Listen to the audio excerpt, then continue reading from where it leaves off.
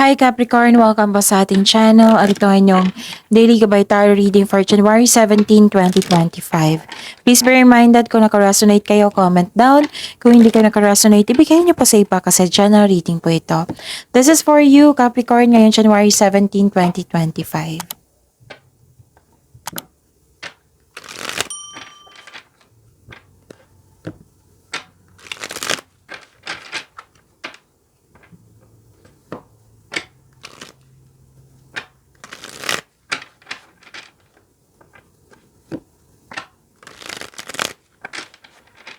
Para po ito sa inyo Capricorn, ngayong January 17, 2025.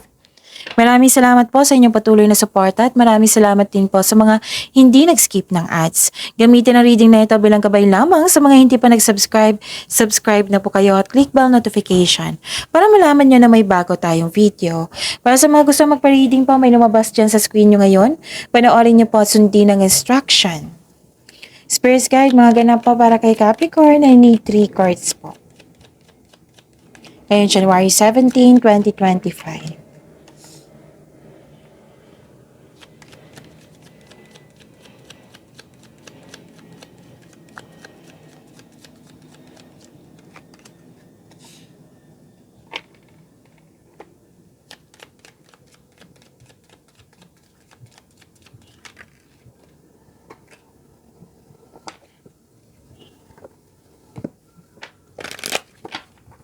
Spirits Guide, mga mensahe po para kay Capricorn ngayong January 17, 2025.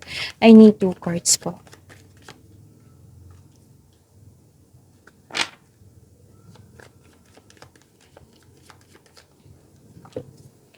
Okay, Capricorn, ngayong January 17, 2025, may nakita ako ditong nagbigay ng wisdom message sa iyo kasi nag-alala ka dito worried ka. So, may nagbigay ng wisdom message sa iyo.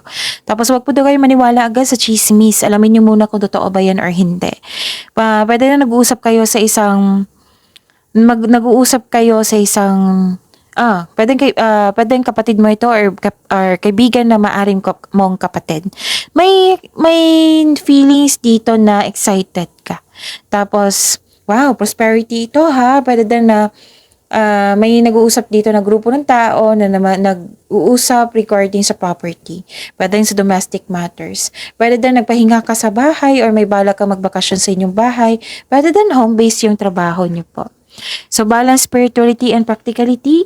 And the answers are, you need are coming. Wow. Spirits Guide, ano po yung energy ni Capricorn ngayong January 17, 2025? And the clarification of this card po.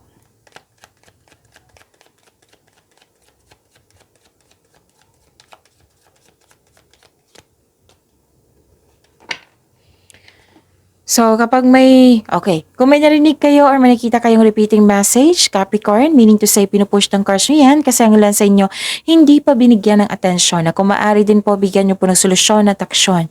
Remember, Capricorn, at the end of the day, alam mo na ikaw lang taong may kakayahan at responsable na gumawa ng sarili mong katotohanan at kinabukasan. So, ano yung energy ni Capricorn? Nakita ko dito na nagkaroon po ng may ma-end na cycle dahil nito ay hindi ka ready sa changes po.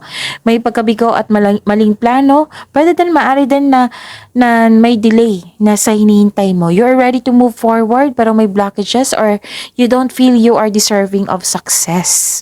Pwede din nag-self-pity kayo dito. Pero at the end of the day, may nakita ko dito na you're taking a leap of faith and trust the support of the universe. And please know that you are divinely guided. Huwag kayong matakot, instead acknowledge mo ang mga lessons na na-encounter mo. So, this will lead you to new opportunities po. So, part ito ng personal and spiritual evolution sa mga nangyari ngayon. So, mag-ingat kayo sa paggawa ng okay, sa paggawa ng desisyon. Huwag kayong magpadalos-dalos. Alamin niyo po kung karapat-dapat ba. Okay? And listen to your intuition also. Spirits Guide, career and money po ni Capricorn ngayong January 17, 2025. And the clarification of this card po.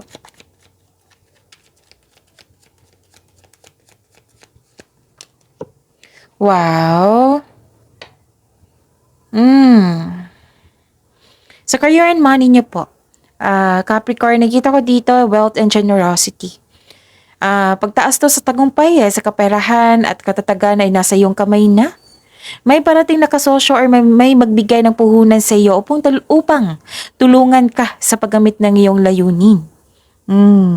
At nakikita ko dito yung abundance and success. Yes. Pagbubunga to Yung binigyan mo ng sipag at tiyaga tapos nagbunga na ngayon. Nag-harvest na kayo ngayon. So, claim this abundance and success. Okay? May parating, makaka-receive ka ng malaking pera or expected job opportunity. The advice is you will need to be patient. Huwag kayong mag-alala, darating po ito. Okay? So, ang ganda po, Capricorn. Spirits Guide, Love Life, Self-Love, Partnership, and Romance ni Capricorn ngayon January 17, 2025.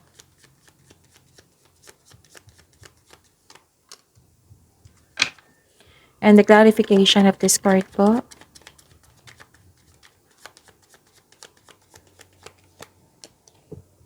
Maraming salamat po sa patuloy na tiwala, suporta sa ating channel. At maraming salamat din po sa mga hindi nag-skip ng ads. Nakita ko dito, wow, may parating na love or romance para sa mga single. Para sa mga may relasyon sa buhay mag-asawa, may ilang couple dito na paplano mag-level up sa relasyon. Pwede din naghahanda kayo para sa pag-level up or project. May ilang couple dito na kontento na sa inyong pagmamahalan. At nakikita ko rin dito na nagkaroon po ng hesitation or delay. Ano to paglabas sa inyong comfort zone. Disappointed ka, you felt defeated. You felt disappointed kasi nagkaroon ng delay sa plano, delay sa parating na pera or bagay. Pero din nagkaroon ng hesitation para gawin o gawa ng aksyon ng inyong plano o proyekto. Marahil naghahanap ka ng timing or nabigo ka na noon na ayaw mo na magkamali. So, ilan sa inyo ayaw umalis sa comfort zone? Diba na may pagpaplano dito sa pag-level up? Parang ayaw nyo na ayaw nyong lumalis comfort kasi. So, this card asks you to be confident at magkaroon ng pasensya. Build a solid plan na magkaroon ka ng confidence at alamin mo kung ano ang pumipigil sa iyo. So take risk. We need to move out from our comfort zone. Success starts with every challenge, not from the comfort zone. Okay, so yun. So, focus kayo sa makontrol nyo, huwag kayong mag-focus sa hindi nyo makontrol. Pagyamanin nyo po yung blessings sa binigay sa inyo, ha? Capricorn, see you tomorrow. Please like, subscribe, and click the button for notification para updated po kayo sa daily tarot reading natin. Maraming salamat po.